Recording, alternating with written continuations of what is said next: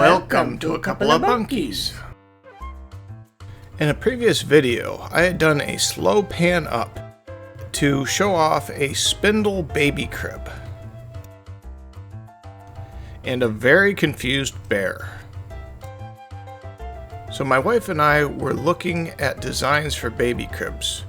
We wanted it to meet a certain amount of specifications.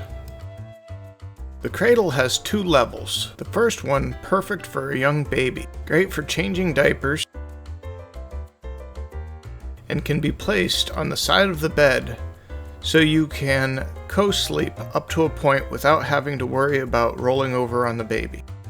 We also wanted a side that would have a portion be able to be removed so we can attend to the baby at night.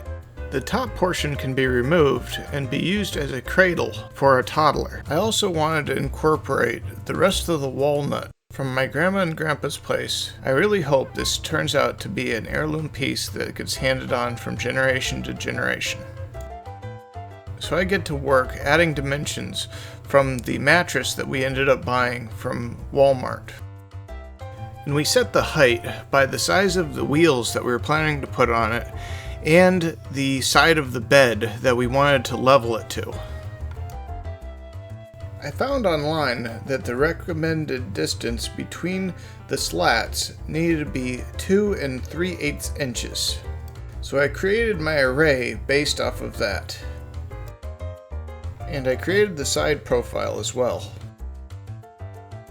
So I started off like always by preparing the wood that was going to go to the frame. I take the boards to the table saw and start making the bed frame. The mattress will sit on these frames and it will contain 5 boards connected with 2 horizontal boards. I take these boards over to the bandsaw to resaw them and to make 2 out of the 1 set that I had made. If you're interested in seeing more projects like this, consider subscribing. Once these boards were resawed, it left a rough side, so I had to smooth it out with a planer. On 4 of the slats, I needed a way of picking up and removing the bottom of the frame. So I used the combination of the bandsaw and an oscillating sander in order to achieve this goal. I also used the oscillating sander in order to chamfer all of the boards so there would be no sharp edges. I did a quick dry fit. I set up my table saw so I could make these grooves on the outer edges of this bed frame. After the grooves are made, I go about making the tenons in a similar fashion, making sure to hit both sides, and repeating the process for the other 10 boards. Some of the boards you'll notice that I use the miter to square them up before adding the tongue. I did another dry fit, making sure that it was around 38 inches after the tongue and groove joints intersected.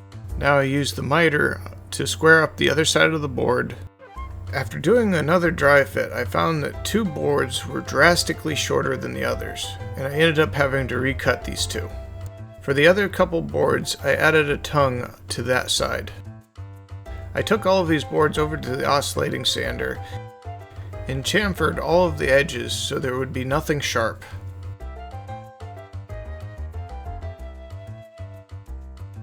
After I was done with the oscillating sander, I went ahead and did a quick dry fit, made some minor adjustments, and glued everything together, and repeated the same process for the second one. Now I need to prepare some walnut pieces for the 4 bedposts. I cut each board to 32 inches to make it easier to handle. Since this crib is staying within the family, I'm using some sentimental wood. Before my mother passed away, she had told me to grab the walnut boards from downstairs.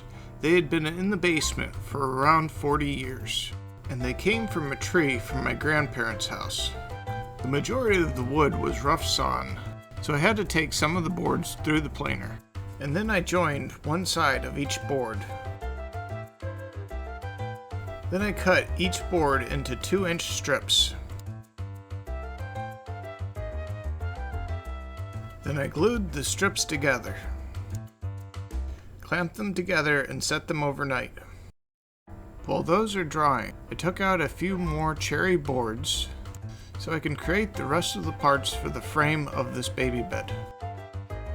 And I had to plane it, attach a template that I printed out with ViaCAD. Now I can cut the headboard and the footboard with the bandsaw. While we're at it, why don't you go ahead and subscribe to our channel? It's an easy and free way to support our content. And if you really want us to succeed, consider sharing our videos. My wife and I release a new video every week. Every Thursday we premiere the video and we watch it together. If you'd like to join us, just tune in on Thursday. I use the spindle sander in order to smooth out any of the rough areas. The next day all the bedposts were done curing, therefore I could square them up on the table saw. I used a roundover bit on the router table in order to round over all of the edges of the bedposts and the other pieces of cherry frame, including the headboard. Now we've created everything we need for the bed frame. Now I'm going to need to start making the spindles. This means I'm going to have to prepare some more cherry boards. Cut them into size and throw them through the planer. All the spindles had to be 26 inches by 7/8 inch. So I cut each one a little bit over and I made it about an inch. I had made a little over 40 of these because I plan to use them later as the child gets older. I ended up making a press fit indexing hub so I could use it on each of the spindles. Then I took each of the blanks to the Legacy Ornamental Mill and started creating a bead design. I ended up doing a live stream in the shop while doing this bead design.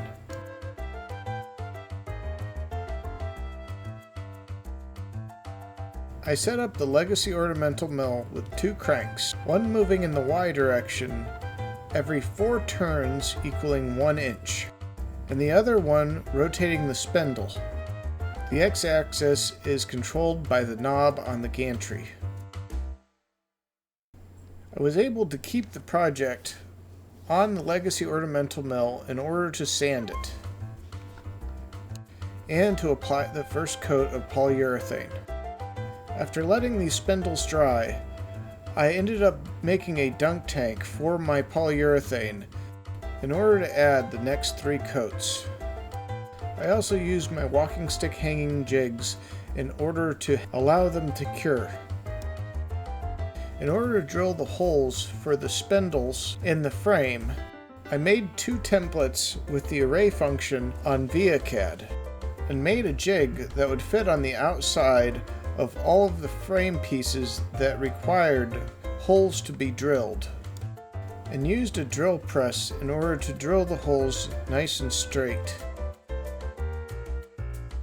I glued and clamped all of the pieces together using CA glue so I could get right on to the next part. I ended up trying the jig on a test piece and found out one of the jigs just wasn't up to snuff.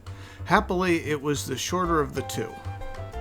So I ended up making an adapter for the longer one and repeated this process for all of the frame.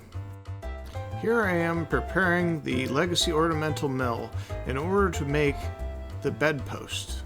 So this is a trial piece just so I can get the hang of turning the acorn design on the top of the bedpost.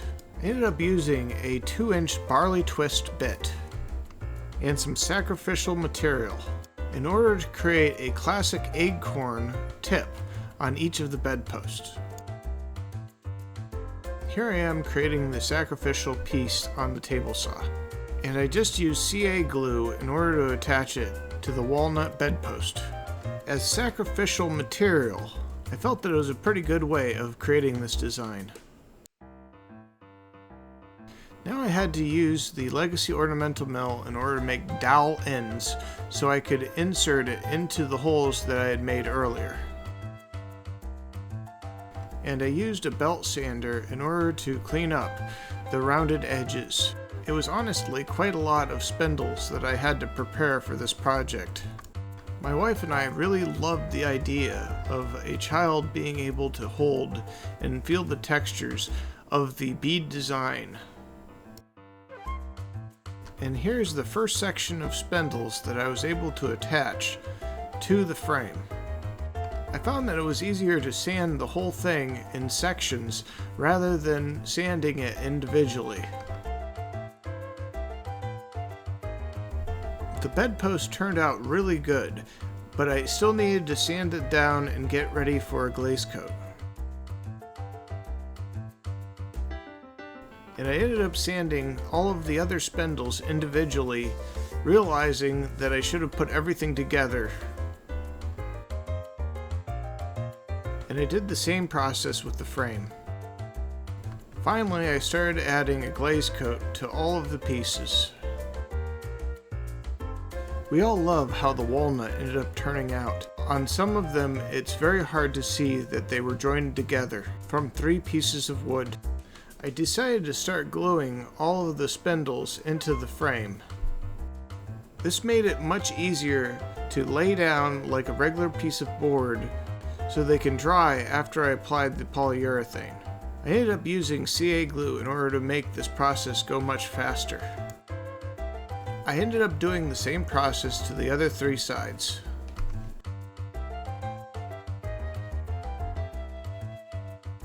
I added a coat of polyurethane to the bed frame slats, where the mattress will be sitting. And this is how it looks after 4 coats of polyurethane with sanding in between. I ended up buying a dowel rod jig from Amazon. I used it in conjunction with a jig I had made in order to make sure the spacing was right on all of the frame. I ended up having to create a shorter jig for the end grain holes on this portion of the frame. I was very happy at the end that I didn't have to make any adjustments. And I proceeded the same process for all the other ingrained parts of the frame. On one section of 2 of the bedpost, I had to add another 2 holes around 9 inches from the top. This is for the small gate. And now I can start putting all of the pieces together. I was using dowel rods that I had gotten off of Amazon and Tight Bond 3 wood glue. My wife and I own a small woodworking business called Bunky's Woodworking. Our shop is open for commissions, so consider going to our website and consider describing your project and we will send you a quote. Now that it's all together, I can go ahead and add as many clamps as I have in the shop. I have to make grooves in the end grain of this portion in order to make a gate. I made the initial holes with the doweling jig. I finished off the rest of the cut with the router table. The last part of this project was to create something to hold the bed frame slats onto the 2 sections of frame. I ended up using the dowel rod jig and dowel rods in order to support the slats. And I did the same procedure on the front. On the back, since there is no frame to support it, I had to use the bedpost. I ended up making a drill guide with a piece of cherry. Making 2 45-degree cuts on each side made a 90-degree groove that I could line up. I could drill a 45-degree line perfectly on the bedpost. All I had to do is tape the guide on the 90-degree edge of the bedpost and drill the hole.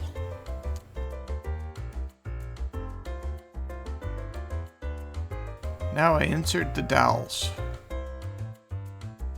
And with a piece of sandpaper, I round over the dowels on the top of the baby cradle. Then I fit the top portion on. It ended up fitting like a glove. I attached some bed rollers onto the bed frame using a 1/2 inch bit and the dowel jig. And here is the final product.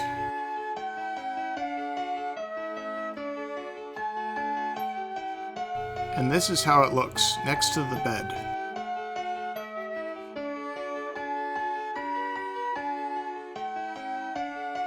I made an extra tall bed for me and my wife, so we ended up having a 9-inch platform made for this occasion. This cradle is absolutely excellent for co-sleeping and terrified first parents. And again, thank you for watching this video. Consider subscribing to our channel. A free and easy way of helping our channel is by sharing our content. Consider sharing our content with your friends and family. I'm sure they will love it.